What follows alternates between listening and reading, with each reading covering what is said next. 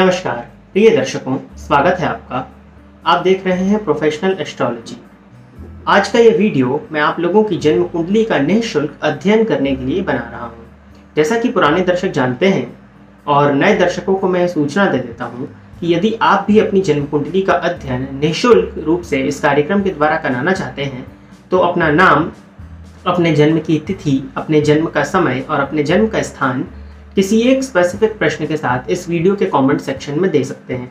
जल्द से जल्द आपके प्रश्न का चुनाव करके इस वीडियो के द्वारा आपकी कुंडली का अध्ययन किया जाएगा और साथ ही साथ आपकी समस्या का समाधान भी किया जाएगा। तो कुछ कमेंट्स जो आप सभी दर्शकों ने पिछले सप्ताह दिए थे या उसके पहले भी दिए थे, जो पिछले सप्ताह के कार्यक्रम में जो कमेंट्स का सिलेक्शन नहीं हो पाया था, उन जन्म कुंडलियों का अध्ययन करना मैं शुरू करता हूँ। बाकी आप सभी से मैं एक चीज़ और कहना चाहता हूँ कि सभी की जन्म कुंडलियों का चुनाव 1 बाय 1 करके किया जा रहा है और आप लोगों को बार बार अपने कमेंट्स देने की ज़रूरत नहीं है। अगर आपने एक बार कमेंट दिया है अपना, तो आने वाले वीडियोस में आपकी जन्म कुंडली का अध्ययन होगा। इस बात से आप लोग पूरी तरह से निश्चिंत रहिए।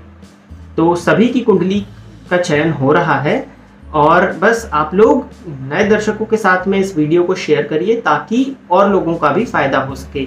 और जिन्होंने भी कमेंट किया है उनकी जन्म कुंडली का अध्ययन इस कार्यक्रम के द्वारा निःशुल्क रूप से किया जाएगा। लेकिन एक बात यहाँ पर रहेगी कि उनके किसी एक सवाल का जवाब ही दिया जा पाएगा, क्योंकि यहाँ पे बहुत सी कुंडलियाँ मेरे सामने रखी हुई हैं। अभी भी पिछले सप्ताह की कुछ कुंडलियाँ बची हुई थी और उसके बाद में भी बहुत सी कुंडलियाँ और आई हुई हैं। तो सभी कुंडली का अध्ययन कर पाना और फिर उसमें 3-4 प्रश्न एक ही जन के होंगे तो बाकियों का रह जाएगा। इसीलिए किसी एक प्रश्न को दीजिए। और अगर आप पूरी कुंडली के संपूर्ण अध्ययन कराना चाहते हैं तो फिर आप हमारे ऑफिस में संपर्क भी कर सकते हैं, उसकी भी सुविधा दी हुई है। तो बिना विलंब किए शुरुआत करते हैं इस कार्यक्रम की। और पहली जन्म कुंडली में ले लेता हूं शुभादीप घोष जी की। तो शुभादीप घोष जी तैयार हो जाइए। आपका डेट ऑफ बर्थ है 7 जनवरी 1995।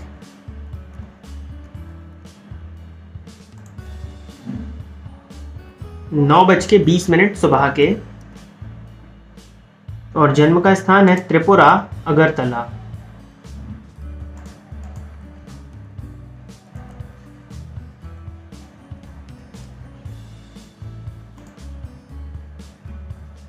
शुभादीप जी, आपकी जन्म कुंडली बनती है कुंभ लग्न की और मीन राशि की। 7 जनवरी 1995 9:20 सुबह के, अगरतला, त्रिपुरा। इन्होंने पूछा है I did petroleum engineering and right now doing job in private sector. इन्होंने पेट्रोलियम इंजीनियरिंग की हुई है और वर्तमान समय में ये प्राइवेट सेक्टर में जॉब कर रहे हैं। Is government job possible in petroleum sector and when. तो पेट्रोलियम सेक्टर में सरकारी नौकरी संभव है या नहीं, और अगर संभव है तो कब तक हो पाएगी। साथ ही साथ इन्होंने पूछा हुआ है कि about my financial condition in upcoming years, और आने वाले समय में इनकी आर्थिक पक्ष की स्थिति के बारे में जानना चाहते हैं। तो आपकी जन्म कुंडली कुंभ लग्न की है, लग्नपति बनते हैं शनि, लग्न में ही बैठे हैं शश नामक महापुरुष योग लगा करके।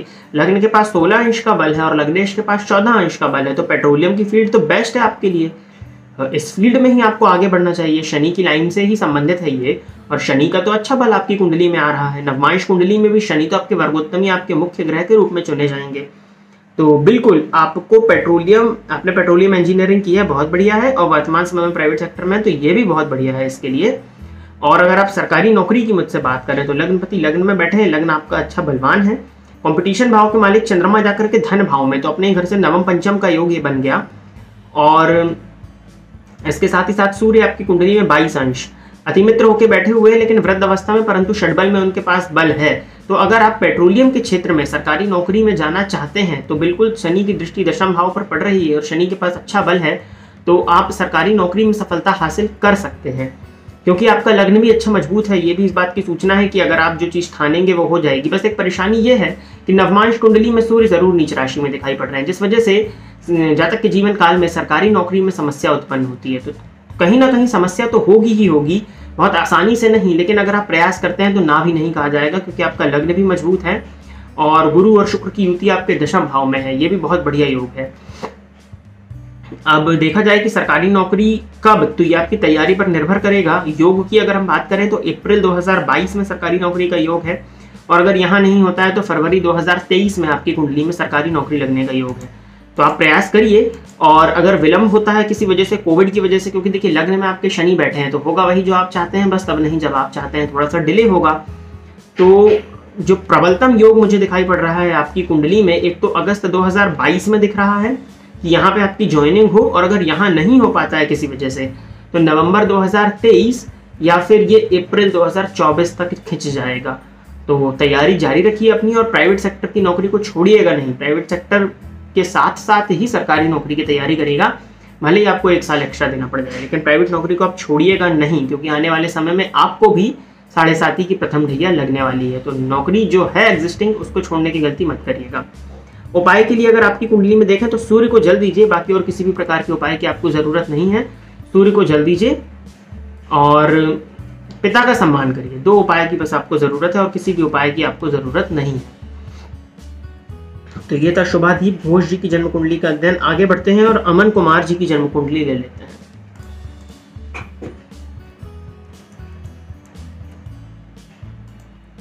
अमन कुमार जी का डेट ऑफ बर्थ है 2 दिसंबर 2000।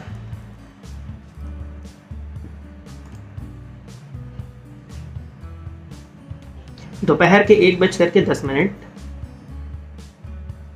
हिमाचल प्रदेश में हमीरपुर।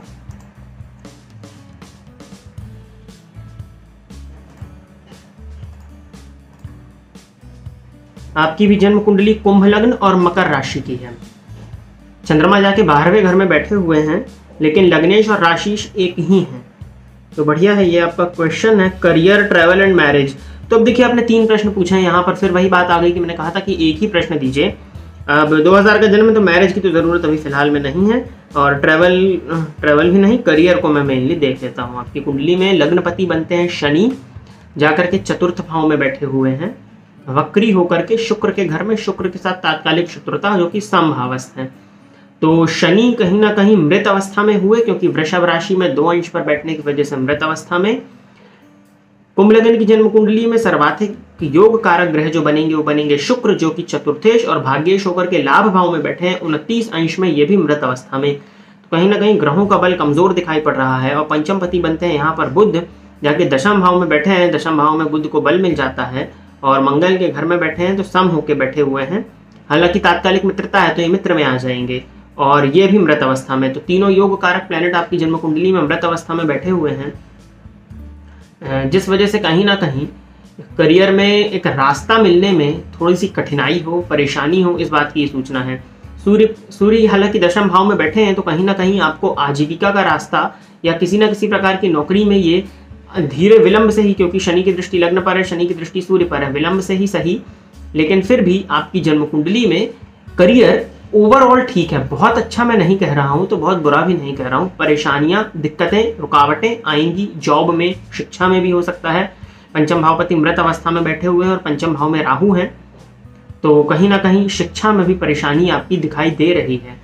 तो हालांकि सूर्य के पास बल है, और सूर्य के पास अगर बल हो तो सभी कुंडली के दोषों का शमन ये खुद ही कर देते हैं।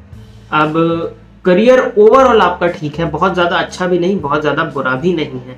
अब आपकी कुंडली में तीनों ग्रह मृत अवस्था में हैं, तो आपको इनके उपाय करने पड़ेंगे ताकि आपके इन ग्रहों को बल मिल सके। तो सबसे पहले तो शनि के बीज मंत्र का जाप करना शुरू करिए। हनुमान चालीसा का नित्य 3 बार पाठ करना शुरू कर दीजिए। 7.5 की मध्य ढैया आपको चल रही है, तो इससे आपके शनि बली हो जाएंगे। साथ ही साथ बुध आपकी कुंडली में मृत अवस्था में, जो कि ज्ञान भाव के मालिक बनते हैं, साथ ही साथ अष्टम भाव के मालिक भी बनते हैं। तो बुध के लिए आपको गणेश जी का मंत्र ओम गंग गणपते नमः रोज 1 माला, और हो सके तो 3 माला इसका जाप शुरू कर दीजिए। साथ ही साथ दुर्गा चालीसा का पाठ करना, स्त्रियों का सम्मान करना, और लेफ्ट हैंड की स्मॉल फिंगर में, ये वाली फिंगर में, छोटी उंगली में उल्टे हाथ की एक चांदी का छल्ला धारण कर लीजिए। इससे आपके शुक्र को बल मिल जाएगा। साथ ही साथ गाय को हरा चारा खिलाइए और गाय की सेवा करिए। तो ये इतने उपाय करने से आपके लग्न, आपके पंचम और आपके शुक्र तीनों को बल मिल जाएगा। और इन तीनों को अगर हमने बल दे दिया तो आपकी कुंडली में स्थिति जो परेशानियां हैं वो कुछ हद तक कम हो जाएंगी। तो ये उपाय आप करिए। राहु की महादशा में चंद्रमा का अंतर अभी चल रहा है, तो समय तो ठीक नहीं है। आने वाला समय भी राहु में मंगल का अंतर अप्रैल 2023 के बाद से करियर में आपको कुछ ना कुछ रास्ता मिलता हुआ दिखे, इस बात की संभावनाएं बन रही हैं। 2000 का जन्म है तो संभावनाएं तो इसी बात की हैं कि आप कॉलेज में होंगे, और अगर कॉलेज में हैं तो कॉमर्स का सेक्टर आपके लिए मैं बढ़िया देख रहा हूँ। तो कॉमर्स के सेक्टर में आप अगर आगे बढ़ते हैं तो ये आपके लिए ज्यादा बेहतर होगा। ये था अमन कुमार जी की जन्म कुंडली का अध्ययन। अगली जन्म कुंडली है हर्षवर्धन सिंह जी की। हर्षवर्धन जी आपकी जन्म कुंडली में ले लेता हूं। आपने डेट ऑफ बर्थ दिया हुआ है अपना 31 अक्टूबर 2000।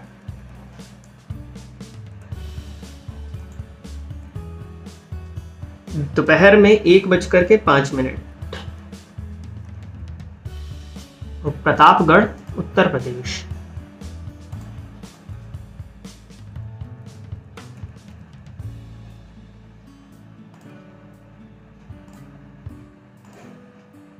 आपकी जन्म कुंडली है मकर लग्न और धनु राशि की। आपने पूछा है मैं अभी गवर्नमेंट जॉब की प्रिपरेशन कर रहा हूं, क्या मैं नीलम और पन्ना पहन सकता हूं? ठीक है, आपने पूछा सरकारी नौकरी आपकी कुंडली में देखा जाए तो लग्नपति शनि जाकर पंचम भाव में बैठे हुए हैं मृत अवस्था में, और कंपटीशन भाव के मालिक बुध जाकर के बैठे हुए हैं दशम भाव में, जो कि कंपटीशन में सफलता दिलाते हैं और कंपटीशन के बाद, परेशानियों के बाद में, रुकावटों के बाद में कंपटीशन एग्जाम को सफल करा के सरकारी नौकरी दिलाने का ये काम करते हैं। वक्री होकर के बैठे हैं तो मकर लग्न की जन्म कुंडली में बुध का वक्रत्व भी अच्छा माना जाएगा। साथ ही साथ आपकी कुंडली में देखा जाए तो दशम भाव में सूर्य बैठे हैं लेकिन नीच राशि में, और शुक्र जाकर बैठे हैं लाभ भाव में। साथ ही साथ किसी भी शुभ ग्रह की दृष्टि नहीं पड़ रही है, तो सूर्य षड्बल में आपके कमजोर हो गए हैं। अब आपकी कुंडली में अगर देखें तो शुक्र की महादशा में शनि का अंतर आपको चल रहा है।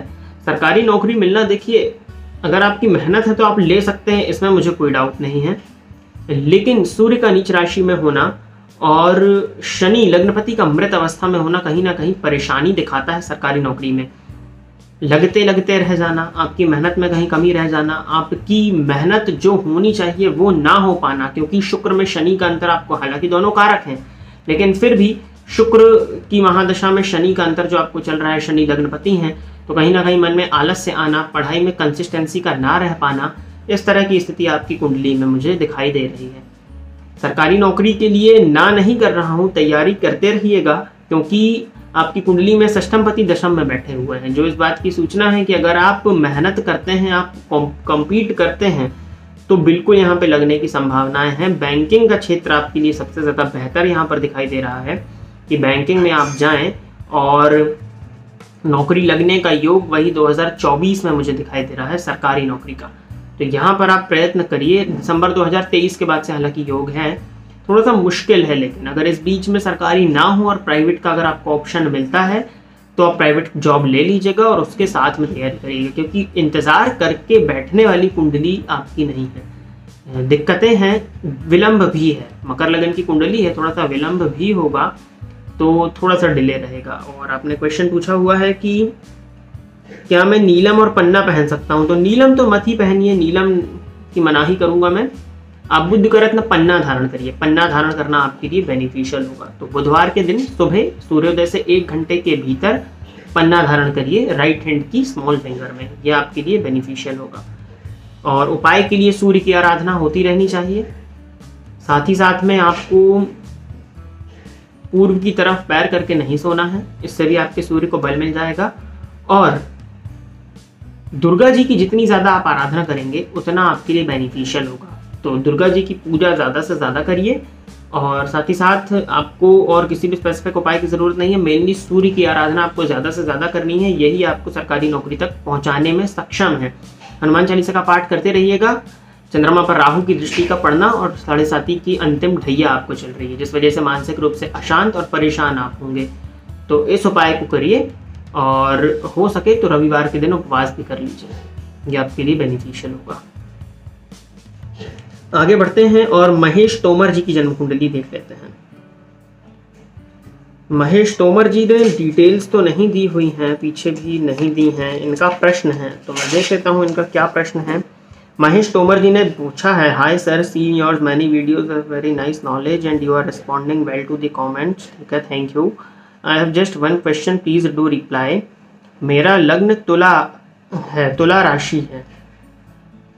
इन्होंने अपनी जन्म कुंडली से संबंधित कुछ बात दी है। महेश तोमर जी, आपकी जन्म कुंडली, आपका प्रश्न मैं ले रहा हूँ, आपने डिटेल्स नहीं दी हैं, बट आपने कुंडली की परिस्थितियों को समझाया है यहाँ पर, तो मैं भी पढ़ता चलूंगा और समझता भी चलूंगा, और आप भी अपने प्रश्न को सुनते चलिए, और जो भी दर्शक देख रहे हैं वो भी अगर ज्योतिष को सीखना चाहते हैं तो उनकी थोड़ी सी हेल्प होगी।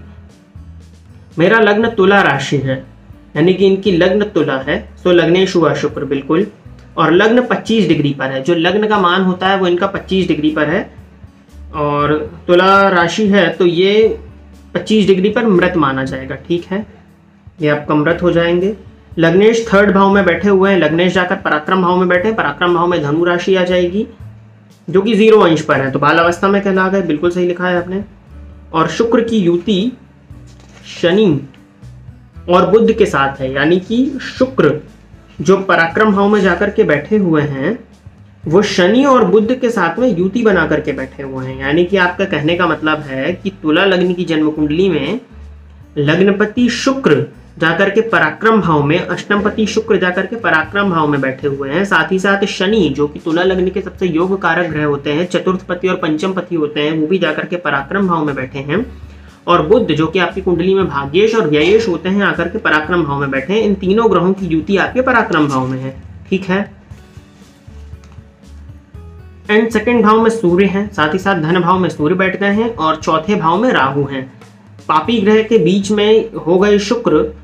अब आपने जो उपाय बताए उस लग्न और लग्नेश बेटर हो जाएंगे मेरे, और ये उपाय करने कब तक होते हैं? अच्छा ठीक है, देखिए आपकी कुंडली में स्थिति ये है कि तुला लग्न की कुंडली है, लग्न आपका मृत अवस्था में है, लग्नपति जाकर के पराक्रम भाव में बैठे हैं जो कि बाल अवस्था में बैठे हैं। अब लग्न भी कमजोर हो गया, लग्नेश भी कमजोर हो गए, साथ ही साथ लग्न का कमजोर होना और लग्नेश का पराक्रम भाव में जाना। और पराक्रमपति आपने अगर गुरु की स्थिति बताई होती तो पूरी तरह से इसका मैं आपको फल कथन करके दे देता अभी कि क्या स्थिति बनने वाली है, लेकिन फिर भी लग्नपति और लग्नेश का कमजोर होना कहीं ना कहीं ये परेशानी होगी। और आपने बताया कि सूर्य और राहु के मध्य में ये शुक्र आ गए, जिस वजह से शुक्र पापकर्तरी योग में भी है।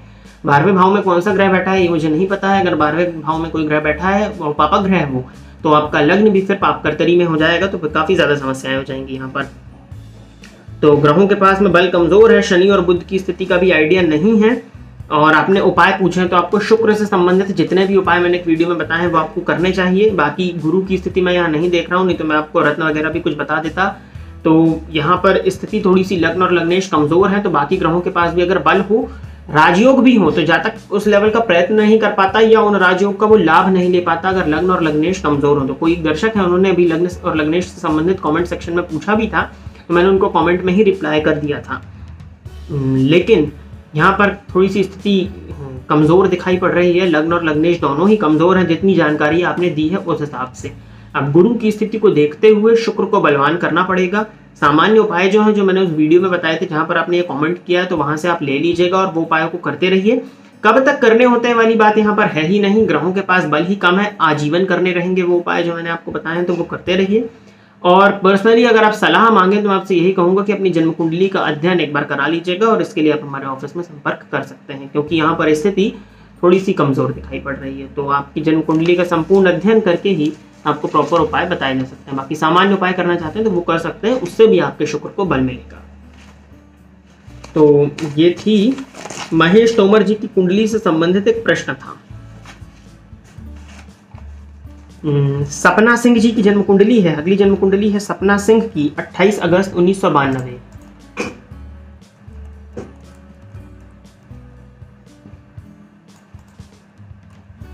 अगस्त 1992। जन्म का समय है रात के 1:13 1:13 AM और इलाहाबाद।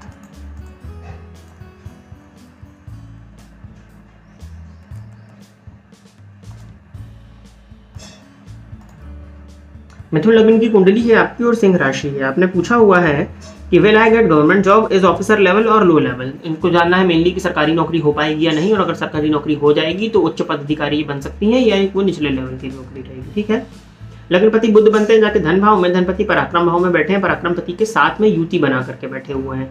लग्न से राहु केतु का संबंध बना हुआ है और यहाँ पर राहु और केतु नीच राशि में बैठे हैं। साथ ही साथ आपने पूछा है कि सरकारी नौकरी, तो कंपटीशन भाव के मालिक मंगल बनते हैं, जाकर के 12वें घर में विपरीत योग लगा करके बैठे हुए हैं। और लग्नेश जो है वो बाल अवस्था में है, मंगल भी बाल अवस्था में आपकी कुंडली में। सूर्य के पास में 10 अंश का बल है, लेकिन षड बल में वो थोड़े से कमजोर है। और सूर्य पर राहु की दृष्टि पड़ रही है। सरकारी नौकरी में मिलने में देखिए मैडम थोड़ी सी यहाँ पर दिक्कत है आपकी कुंडली में, क्योंकि राहु केतु का संबंध आपके लग्न से है, तो व्यक्तित्व में एक भ्रम रहना, थोड़ा सा कन्फ्यूजन रहना, और पढ़ाई में भी ये कन्फ्यूजन साफ होता होगा। साथ ही साथ एग्जाम हॉल में जाने के बाद में परफॉर्म करने में परेशानी, मन में नाना प्रकार के विचारों का आना, जिस वजह से पढ़ाई आपकी बाधित होती हुई यहाँ पर दिखाई पड़ रही है। तो क्योंकि पंचमपति शुक्र भी नीच राशि में बैठे हुए हैं और सूर्य हालांकि स्वराशि के हैं, तो अगर आप प्रयत्न करती हैं तो आप ले सकती हैं, लेकिन उच्च पद की संभावनाएं थोड़ी सी कम है यहाँ पर। और सरकारी नौकरी से ज़्यादा बेहतर प्राइवेट क्षेत्र में मुझे आपकी कुंडली दिखाई दे रही है, लेकिन फिर भी अगर आप चाहें तो प्रयत्न करिए, क्योंकि सूर्य और गुरु की युति है। टीचिंग के क्षेत्र में अगर आप जाते हो तो आपके लिए ज़्यादा बेनिफिशियल होगा। सूर्य और चंद्रमा की युति है, तो यह अमावस्या का दोष बन जाता है, जिस वजह से आपका मन बहुत ज़्यादा अशांत है। ये तो मुझे पूछने की ज़रूरत ही नहीं है, आपकी कुंडली क्लियर दिखा रही कि आपका मन अशांत होगा और गारंटेड होगा ये, क्योंकि चंद्रमा पर राहु की दृष्टि है और चंद्रमा अमावस्या के दोष से ग्रसित, जो कि काफ़ी ज़्यादा कमज़ोर हैं। आपकी कुंडली में धनेश होते हैं और बुध वहीं पर बैठे हैं, तो बुध जिनके घर में बैठे हुए हैं अगर वही इतने ज़्यादा कमज़ोर हो जाएंगे तो लग्न भी कहीं ना कहीं कमज़ोर ही कहा जाएगा। तो अभी तो आप प्राइवेट सेक्टर में ही रहिए, प्राइवेट की ही सोचिए, और सरकारी की तैयारी करना चाहें तो कर सकती हैं। उच्च पद में थोड़ी सी यहाँ पर आपको दिक्कत दिखाई दे रही है। 92 का जन्म है, तो तैयारी के साथ साथ अगर हो सके तो, नहीं तो प्राइवेट की तरफ फोकस ज़्यादा करिए, वो आपके लिए मैं ज़्यादा बेहतर देख रहा हूँ। सरकारी नौकरी से बेहतर आपके लिए प्राइवेट रहेगी। अगर आप प्रयत्न करके ले भी लें तो परेशानी कहीं ना कहीं होगी, क्योंकि सूर्य पर राहु की दृष्टि है और सूर्य चंद्रमा साथ में है, तो ये मानसिक अशांति तो किसी भी क्षेत्र में आप जाएं तो उसके लिए होगी। बात आती है उपाय की, तो दुर्गा जी की आराधना ज़्यादा से ज़्यादा शुरू कर दीजिए। इसके साथ प्रत्येक सोमवार या हो सके तो रोज शिव जी के ऊपर दूध चढ़ाइए, इससे आपको फायदा मिलेगा। और पूर्णिमा के दिन, पूर्णिमा की रात में चंद्रमा को दूध से अर्घ दीजिए, इससे भी आपको मानसिक शांति मिलेगी। सूर्य की आराधना आप कर ही रही होंगी, कार्यक्रम देख रही हैं, तो साथ ही साथ में हनुमान चालीसा का पाठ भी आपके द्वारा होता रहना चाहिए। तो इतने उपाय आप करिए, और किसी भी उपाय की आपको ज़रूरत नहीं है कि मैं आपके उपाय बढ़ाऊं, इससे ज़्यादा बेहतर है कि इतने ही उपाय आप करें और वो आपको रिजल्ट करने वाले होंगे। गणेश जी के मंत्र का जाप करिए, तो ये राहु और केतु की वजह से जो विघ्न बाधाएं और संकट आ रहे हैं ये दूर होंगे। गंग गणपति नमः का जाप करिएगा, ओम मत लगाइएगा, इससे आपका लग्नपति बली हो जाएंगे, और साथ ही साथ जो विघ्न बाधा और संकट की स्थिति है वो भी कम होगी। तो इस उपाय को करिए। आगे बढ़ते हैं, और अगली जन्म कुंडली है उर्मी किरण बाला पात्र। मुझे आपका नाम ठीक से नहीं समझ में आ रहा है, उर्मी किरण बाला पात्र लिखा हुआ है, ठीक है, आप देख लीजिएगा, आप डेट ऑफ बर्थ से मिला लीजिए। आपका डेट ऑफ बर्थ है 26 जून 1999। समय है सुबह के 5:02। उड़ीसा, बालासोर।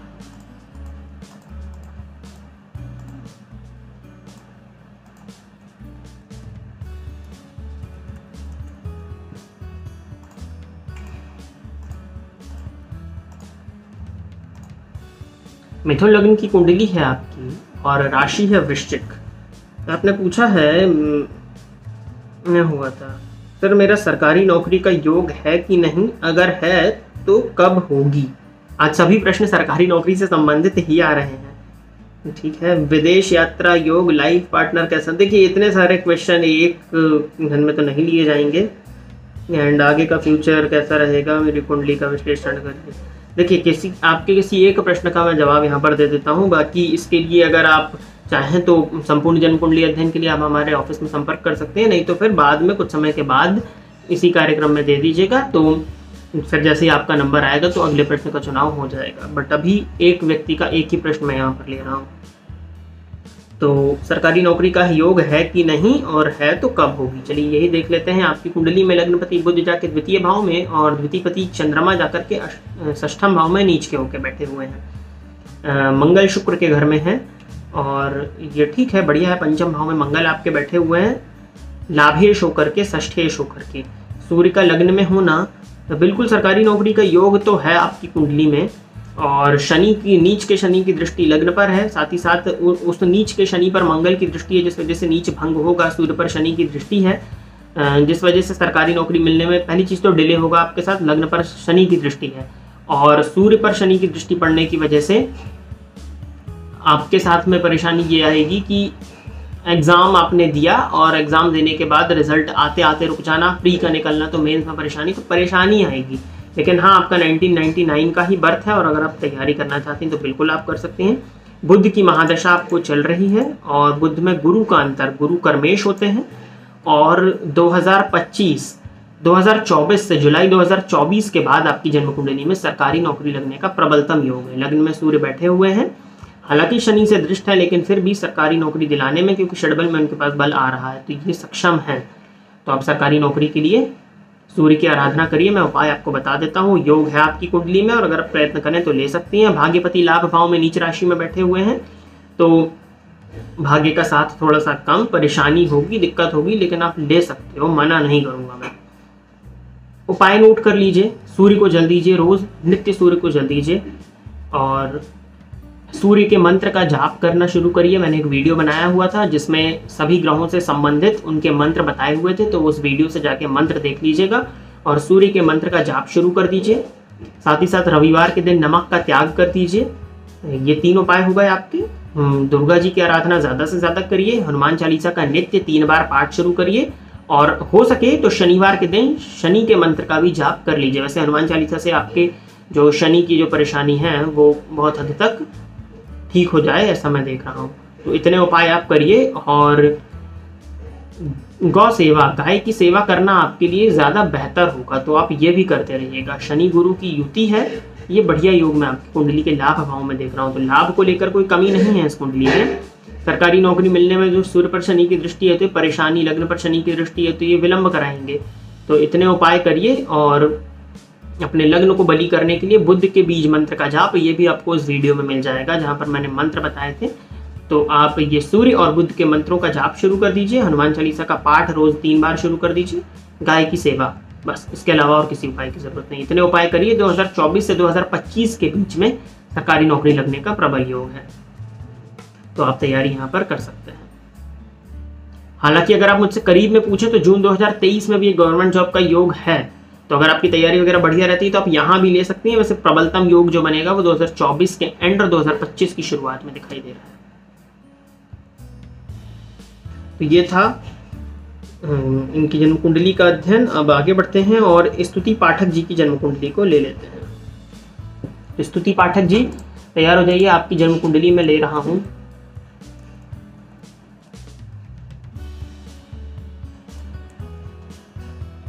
नौ मई 1990 आपका डेट ऑफ बर्थ है। 9 मई 1990 और जन्म का समय है 9:22 PM, यानी कि रात के 9:22।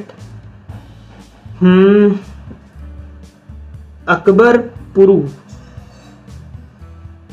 आपका प्लेस ऑफ बर्थ कंफर्म नहीं है, क्या है डाल के देखता हूँ मैं। अकबर डाल के सर्च कर लेता हूँ।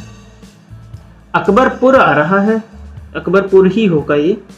यू एक एक्स्ट्रा ऐड हो गया होगा, कोई बात नहीं। अच्छा, अकबरपुर यूपी का जो यू है वो अकबर में ऐड हो गया है, तो अकबरपुर यूपी, ठीक है, मिल गया। वृश्चिक लगन की कुंडली है आपकी और तुला राशि है। 9 मई 1990 9:22 PM, अकबरपुर उत्तर प्रदेश। गुरुजी मेरी कुंडली में संतान योग कब है? देखिए, संतान योग तो आपकी कुंडली से मैं बता दूंगा, इसमें मुझे कोई प्रॉब्लम नहीं है, लेकिन संतान की स्थिति को देखने के लिए पति और पत्नी दोनों की ही कुंडली की ज़रूरत होती है, क्योंकि संतान उत्पत्ति किसी एक का काम नहीं है ना। तो अब देखिए, ठीक है, आपकी कुंडली में अगर आप अपने पति की कुंडली दी होती तो मैं ज़्यादा बेहतर रूप से बता पाता। अब ये जो प्रेडिक्शंस मैं देने जा रहा हूँ ये 50 to 60% ही आपके ऊपर सही बैठेंगी। तो क्योंकि उनकी कुंडली मेरे पास नहीं है, मैं आधी कुंडली का अध्ययन ही कर रहा हूँ। देख लेते हैं आपकी कुंडली में लग्नपति मंगल है, जाके 4th भाव में बैठे हुए हैं, बढ़िया है, कोई परेशानी नहीं है। पंचम भावपति गुरु ही बनते हैं जाकर के 8th भाव में। आद्रा नक्षत्र में बैठे हुए हैं, राहु के नक्षत्र में, और पंचम भाव में उच्च के शुक्र बैठे हैं, जो कि प्लस पॉइंट है आपकी कुंडली में। तो संतान भाव पर में शुक्र का होना और संतान भाव पर शनि की दृष्टि का होना फलस्वरूप विलंब संतति ये देते हैं। और पंचम पति जाकर के अष्टम भाव में बैठे हुए हैं और किसी भी पापग्रह से दृष्ट तो ये नहीं है, ठीक है, पापग्रह से दृष्ट नहीं है। और आपकी कुंडली में मंगल के पास भी बल है, चंद्रमा के पास भी बल है, ठीक है। बुध की महादशा आपको चल रही है और बुध में केतु का अंतर तो बीतने देना होगा और बुध की महादशा भी चल ही रही है, तो पहले ही योग बन सकता है। देख लेते हैं, आपको बुध की महादशा तो आपको अभी शुरू हुई है अप्रैल में, और बुध अष्टम पति हैं, विपरीत राजयोग में बैठे हुए हैं, लग्न के पास भी बल है तो प्रभावी भी होगा, किसी भी शुभ ग्रह से दृष्ट नहीं है, ठीक है। आपकी कुंडली में संतान होने का योग नोट कर लीजिए, 13 अक्टूबर 2021 के बाद में संतान का योग बन रहा है, और अगर यहाँ नहीं तो जनवरी 2023 में संतान का योग बन रहा है। ये सिर्फ आपकी कुंडली को देख के मैं बता रहा हूँ। आपके पति की कुंडली की स्थिति को पहले देखना होगा, आप दोनों की जन्म कुंडली का मिलान कर करके देखना होगा कि क्या स्थिति वहाँ बन रही है। फिर एक अनुमानित, एक करीबी अनुमान जो होता है, जो 90 से 95% जहाँ संभावनाएं बनती हैं, वो आप दोनों की कुंडली का अध्ययन करके ही मैं बता पाऊंगा। बाकी 50% संभावनाएं जो हैं अक्टूबर 2021 अगर करीब में पूछें तो, और यहाँ नहीं तो जनवरी 2023 में संतान का योग यहाँ पे दिखाई पड़ रहा है। तो संतान गोपाल मंत्र का जाप शुरू कर दीजिए आप दोनों पति पत्नी रोज 108 बार। संतान में विलंब जरूर है, पंचम भाव पर शनि की दृष्टि पड़ रही है, जिस वजह से विलंबित संतति ये देते हैं। तो बाकी पति की कुंडली पर निर्भर करेगा, आपकी कुंडली में संतान की स्थिति ठीक है, बुरी नहीं है, ठीक है। आगे बढ़ते हैं और जन्म कुंडली ले लेते हैं अगली प्रवेश पाठक जी की।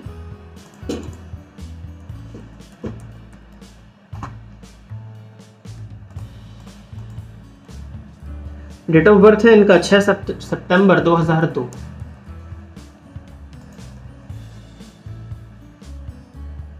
रात के 12:50, देवास मध्य प्रदेश।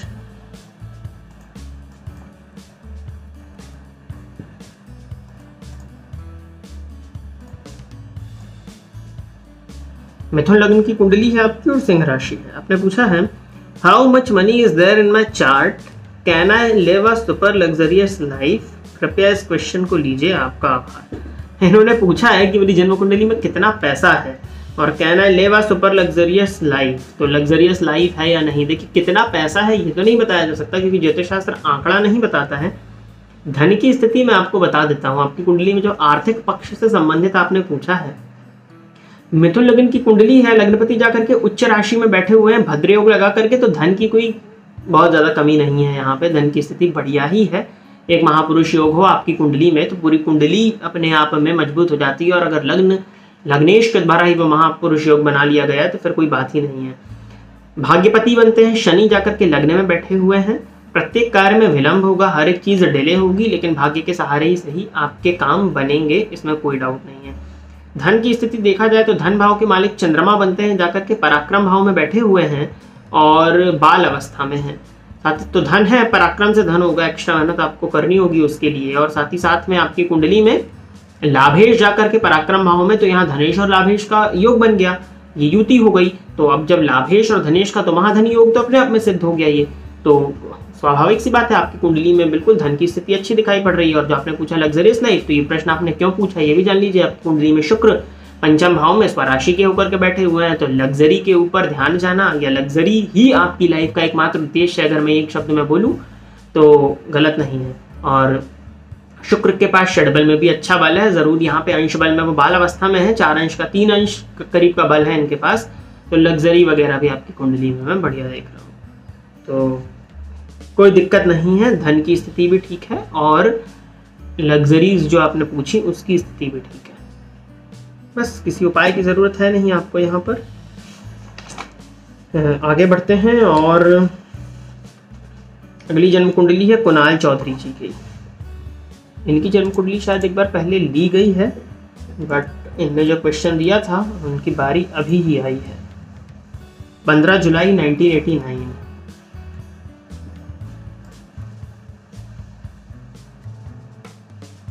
रात के 8:57,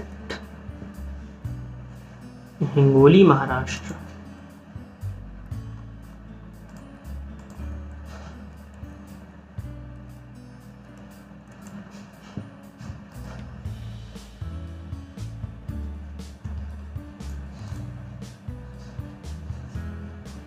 15 जुलाई 1989, ठीक है, 8:57 PM, ये गड़बड़ है, रात के 20:57, हिंगोली, महाराष्ट्र।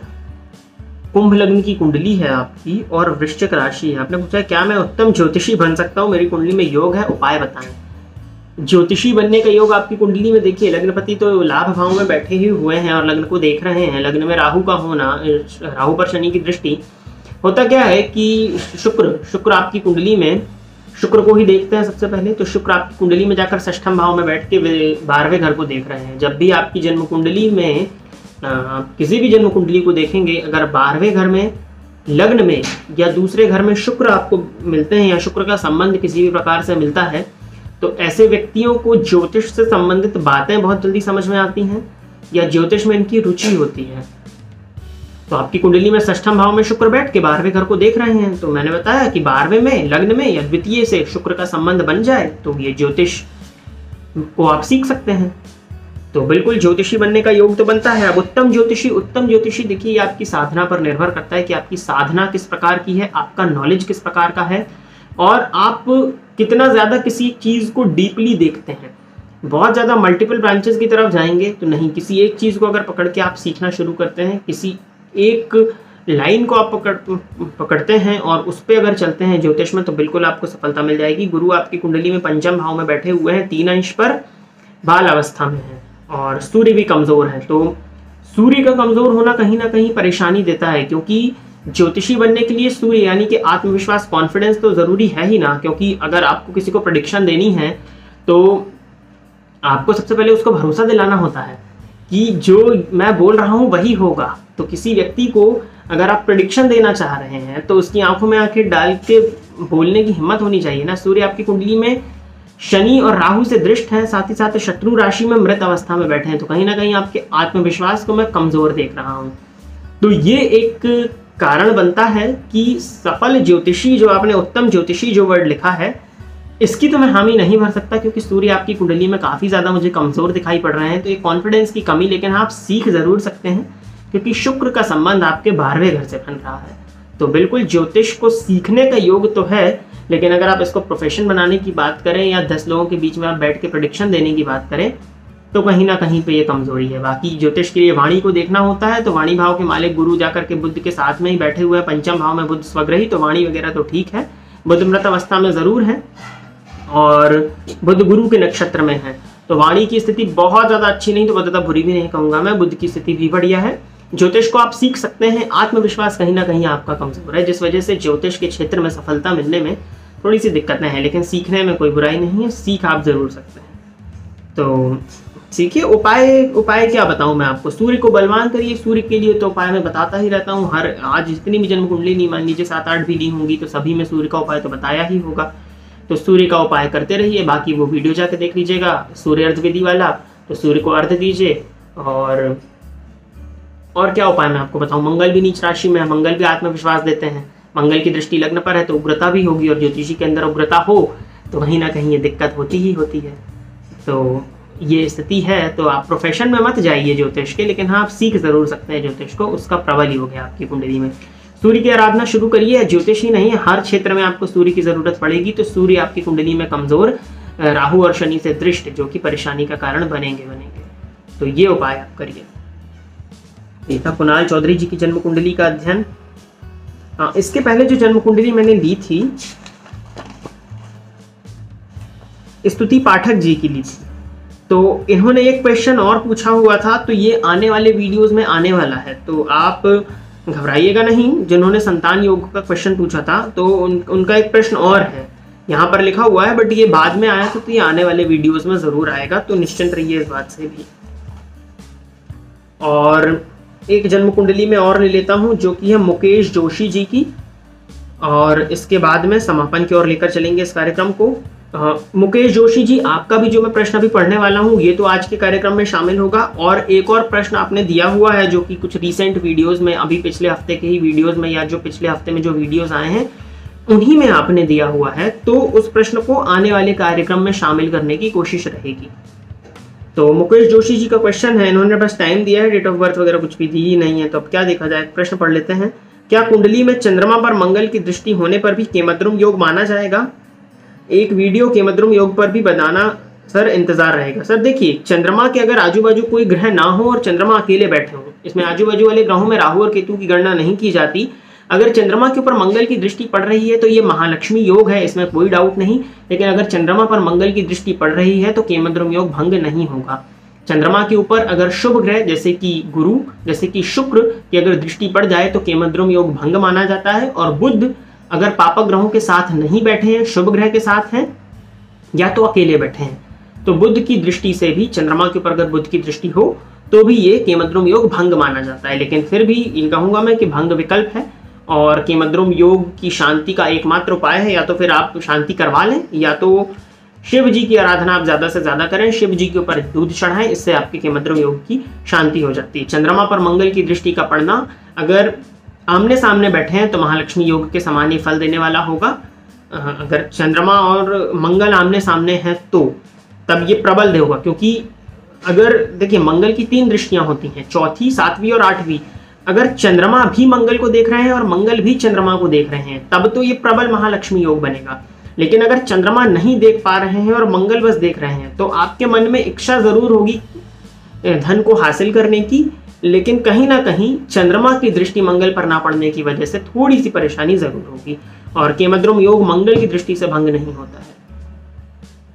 तो प्रिय दर्शकों, आज के लिए बस इतना ही। समापन की तरफ लेके चलते हैं। बाकी जो क्वेश्चंस थे, कुछ क्वेश्चंस और थे बट समय को देखते हुए अब अगले वीडियो में इनको मैं लेने की कोशिश करूंगा। और कोशिश क्या, सभी प्रश्नों का चुनाव हुआ है, पेपर में तो आ ही गए हैं, तो इनका अध्ययन तो होना ही होना है। जो नए दर्शक हैं उनके लिए मैं बता देता हूं कि अगर आप भी अपनी जन्म कुंडली का अध्ययन इस वीडियो के माध्यम से निःशुल्क रूप से इस कार्यक्रम में कराना चाहते हैं तो अपनी जन्म कुंडली की डिटेल्स, जैसे कि आपका नाम, आपके जन्म की तिथि, आपके जन्म का समय और अपने जन्म का स्थान किसी एक स्पेसिफिक प्रश्न के साथ कमेंट सेक्शन में दे दीजिए। और इसके बाद में हमारी जो टीम है वो आपके कमेंट्स को सिलेक्ट करके आपकी जन्म कुंडली का अध्ययन इस कार्यक्रम के द्वारा कराने में आपकी मदद करेगी। तो प्रिय दर्शकों, आज के लिए बस इतना ही। इजाजत दीजिए, पुनः आप सबके सम्मुख एक नए विषय को लेकर उपस्थित होऊंगा। तब तक के लिए नमस्कार। फोन पर बात करके कुंडली दिखाने के लिए आप स्क्रीन पर दिए गए नंबर पर कॉल, मैसेज या व्हाट्सएप करके पर्सनल अपॉइंटमेंट ले सकते हैं। अब आप YouTube के साथ साथ Facebook और Instagram पर भी मेरे अकाउंट को फॉलो कर सकते हैं, जहां पर आपको ज्योतिष से संबंधित जानकारी मिलती रहेगी।